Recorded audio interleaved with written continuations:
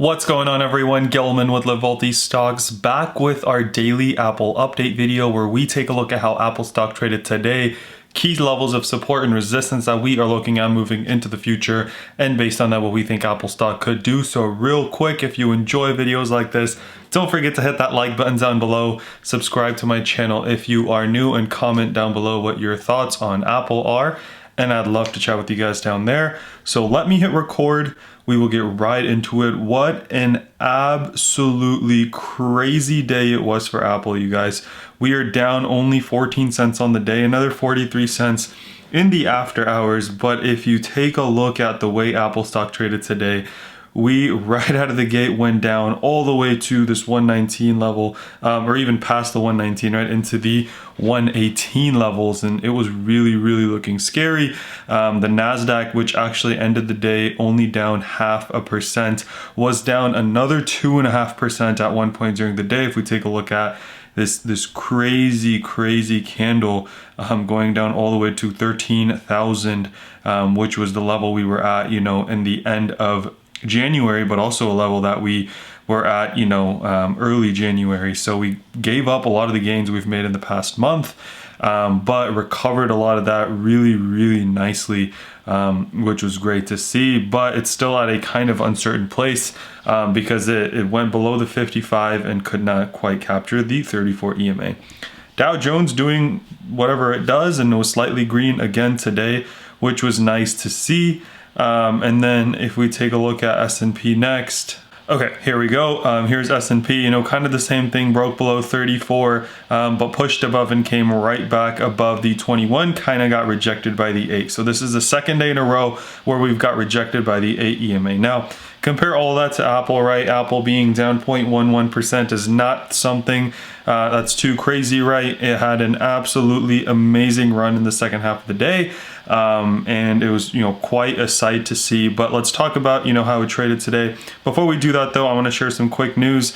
So Apple shareholders, they approved a big stock payout for Tim Cook and a dividend increase that is coming. So Tim Cook, not that, any of us really care, but if he meets certain goals, there he's going to get 1 million new shares. So, he is really hitting it big here.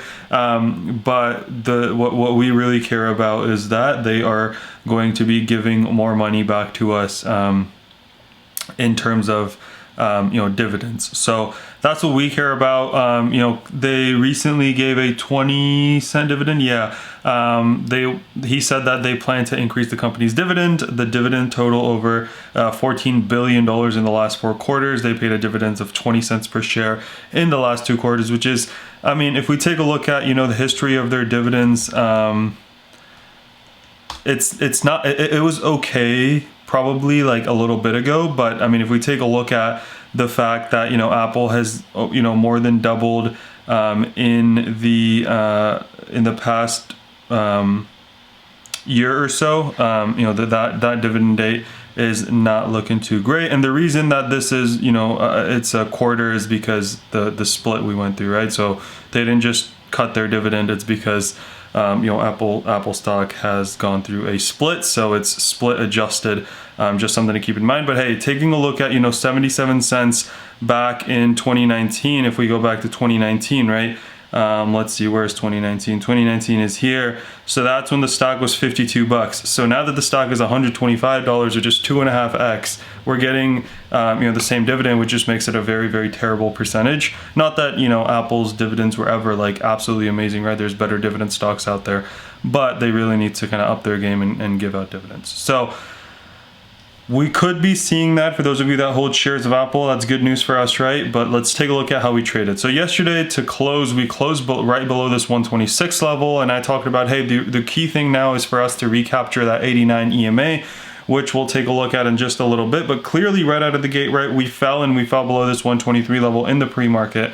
And we were hitting up against it, right? And this is something that, here on this channel, we talk about levels, and the reason we talk about levels is exactly why you see what you see here. And I'll talk about, pretty nicely how the levels held up today, right? So hitting up against it, not able to break through, not great news. That combined with the fact that right out of the gate, right, we pushed down 123, bounced off of our 121 level for a couple minutes, but then broke right down, went all the way to 119. This is when things looked absolutely ugly, you guys. My account was doing terrible. You know, multiple accounts actually, they were all doing terrible, and I just wanted to, you know, focus on my day job and not really worry about this. But then, you know, things started to get better. We pushed up, we came into this 121 level, got some VWAP and level bounces off of this level, pushed up towards the 124, right? So pretty quickly, in a matter of a couple hours, we were right where we started the day, which was great to see. Relative strength for a change in Apple. But then we came right back down, and, you know, again, if you are watching my channel, you know exactly what levels we're looking at, this 121.48, where we get a perfect bounce, right? This level we've had for a long time, we get a perfect bounce. I actually played a call here. So when we went up here and came back down, when we started bouncing, got above VWAP, I got into a call and put a 20% order in. So it was a 95, it was a $125 call expiring this Friday, and I put a 20% order in because I was going to step away from my computer, and I was expecting that to hit, you know, before we got to this level. That call hit, and I was happy until I realized that that call would have been a 100% winner had I held it throughout the course of the day. But that's okay. You know, I still got to make a little bit of money, and I met my goal, so that's totally cool with me, and I stuck to my trade plan. So again, we broke into this 123 level, bounced, right? We pushed up, bounced perfectly, came up a little bit down, and then pushed right back up. Guess where we got rejected? At our resistance level, 126.71. 126.65 is where we have it, so we went 6 cents above that. I say give it plus or minus like 20-25 cents, you guys.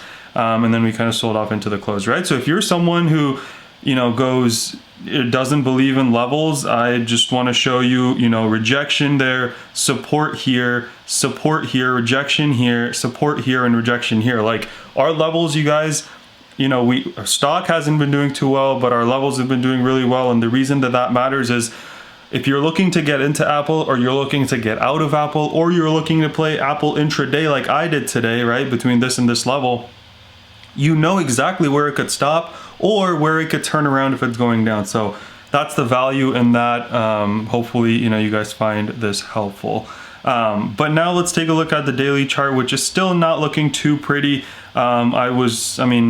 Yes, I'm excited about the way we recovered, but that does not change the fact that we've still had a terrible week last week. Not even last week, right? Last couple of weeks, it looks like, right? So pretty much back from early February, we've been steadily declining. And then we had a steep drop, and then we had a couple other steep drops. Thankfully today, we recovered to pretty close to where we closed yesterday, right? So we closed 126, and we closed today 125.86, which is where the 14 cents down comes from.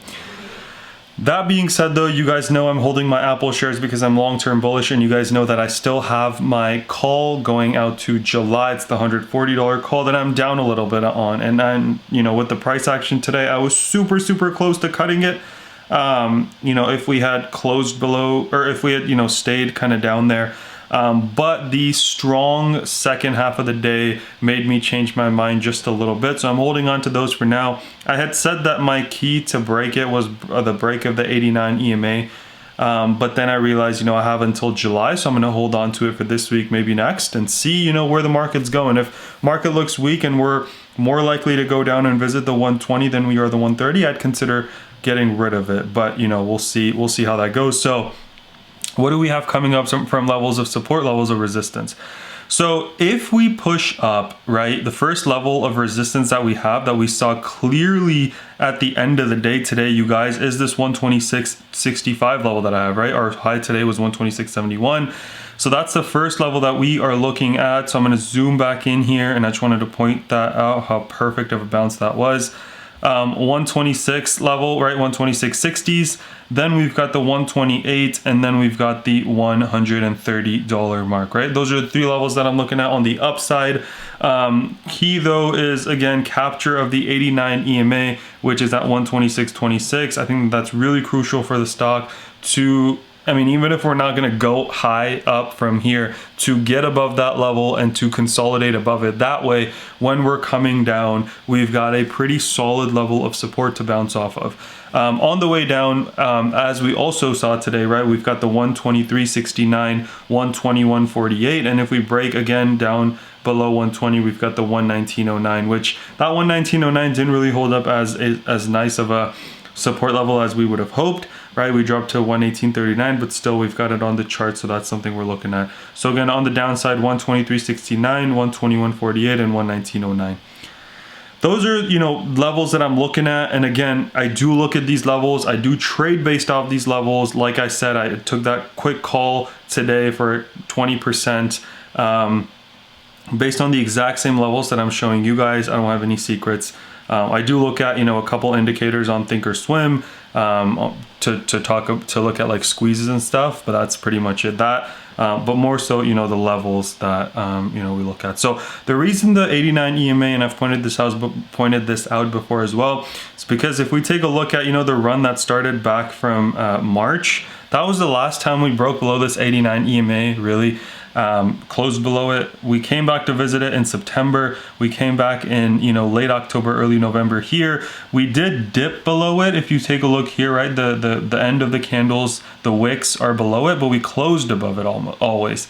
And here we almost came down to it, but we didn't quite yet. So the fact that, you know, we're now below the 89 EMA, it kind of worries me, but you know, the strength of today was nice to see. So hopefully in the next couple of days, we go above the 89 EMA. And once we can establish that as our level of support, we can push up towards the 55 EMA, which is at $130.13. So my goal for this week is for Apple to, you know, get above the 126.26 level, which is the 89 exponential moving average, and make a push towards the 55 exponential moving average, which is the $130.13 mark. Not super ambitious, but at this point, I just want Apple to kind of gain its footing before I can, you know, say, yes, let's go to 135 and 140, right? So that's what I'm hoping for. So that's all I have for you guys today. I hope you guys enjoyed. If you did, don't forget to drop that like down below, subscribe to my channel if you are new, and comment down below what your thoughts on Apple are. And I'd love to chat with you guys down there as always. Let's remember to be a bit better every single day, and until next time.